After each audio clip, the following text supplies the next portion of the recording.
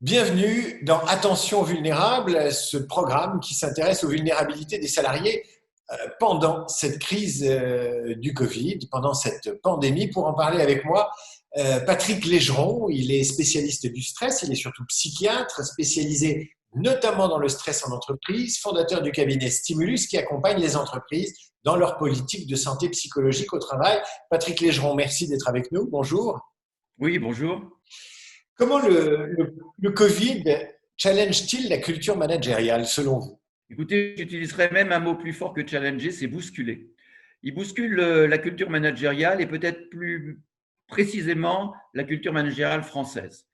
Les chiffres dans les comparaisons internationales ne sont pas forcément en notre faveur, puisque ainsi 60% des salariés français considèrent que leur manager est source de stress.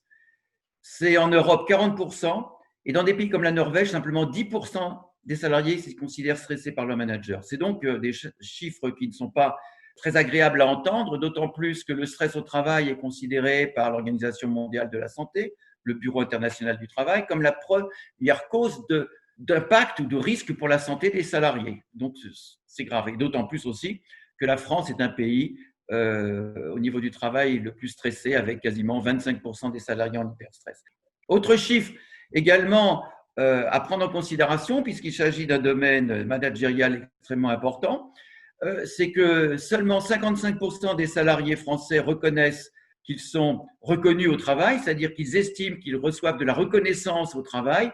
Ce chiffre est important parce que la reconnaissance au travail pour tous les spécialistes est un des grands facteurs de risque psychosocial. Et là encore, cette culture est mauvaise. Ce qui se passe quand même dans les entreprises, il faut aussi reconnaître que c'est depuis un certain nombre d'années, les entreprises ont pris conscience de cette faiblesse managériale et beaucoup de formations en interne des managers insistent là-dessus. Elles sont souvent beaucoup trop limitées, des fois c'est une demi-journée, et qui se forme en une demi-journée, c'est un peu ridicule.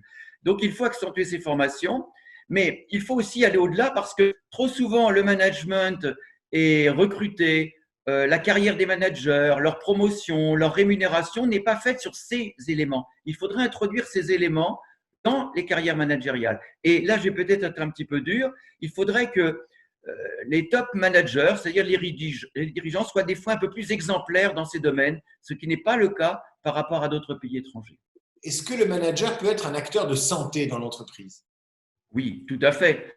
Les études faites dans des pays très en avance, je pense au Québec et à l'Université Laval, qui depuis 20 ans travaille sur ces problématiques du manager acteur de santé, nous montrent qu'il y a un concept qu'il faut développer avec force dans notre pays, qui est le concept de manager sain, healthy management, healthy manager. C'est construit sur l'analogie de la nourriture saine. Vous savez qu'il y a une nourriture qui vous nourrit, hein, qui vous apporte tout pour vivre, mais qui détruit votre santé. Eh bien, il y a des managements qui, évidemment, managent, gèrent des équipes, mais ne sont pas bonnes pour la santé. Le healthy management, eh bien, manage des équipes, car il ne s'agit pas d'opposer le bien-être et la performance, mais en même temps maintient la santé. Et ce healthy management, très développé dans les pays d'Europe du Nord, a quelques ingrédients très forts qu'il faut rappeler. Le premier ingrédient, c'est la présence active des managers auprès de leurs équipes. Alors évidemment, en période de confinement, période des distanciels, c'est un peu plus difficile, mais on peut quand même accentuer sa présence à travers diverses techniques, j'allais dire de Zoom, de réunion, etc.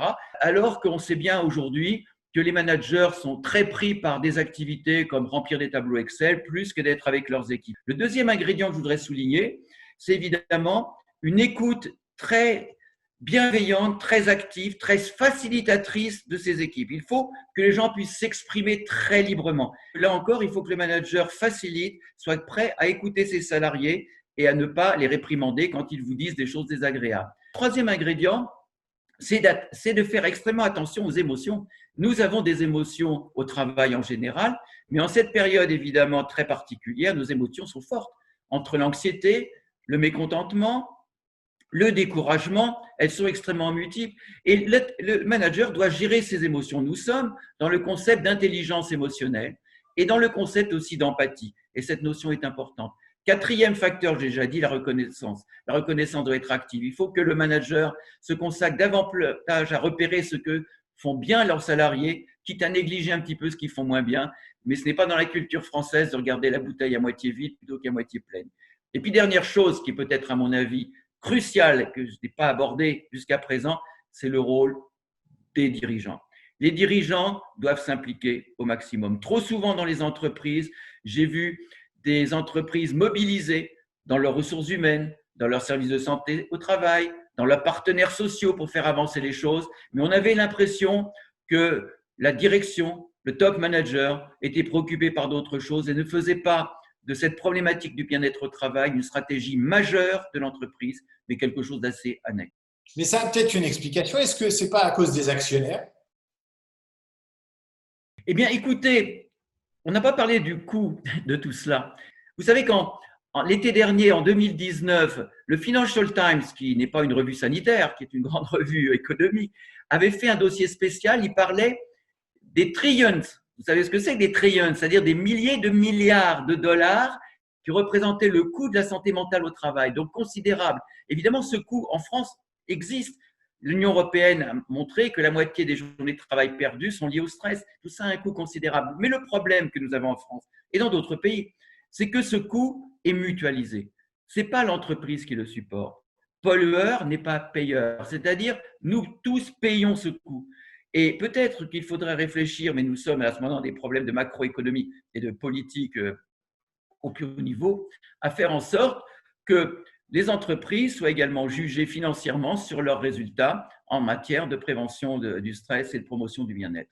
Vous êtes en train de me dire que plus l'entreprise est healthy, moins elle pourrait payer de taxes, moins elle serait healthy, plus elle pourrait être taxée. Par exemple.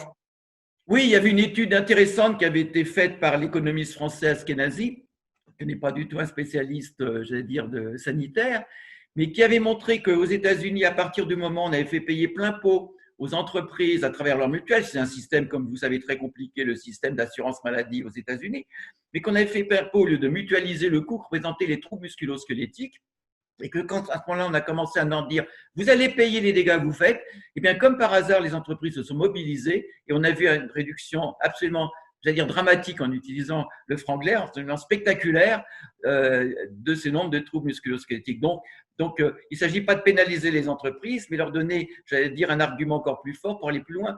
Car là encore, les statistiques européennes montrent que nous sommes le pays qui finalement en fait très peu.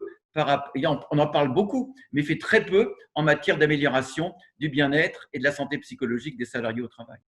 Patrick Légeron, merci. Merci d'avoir été avec nous. C'est moi qui vous remercie. Et à une prochaine fois. Et merci de toutes ces lumières. Et je retiens le LC Management. À bientôt. Merci.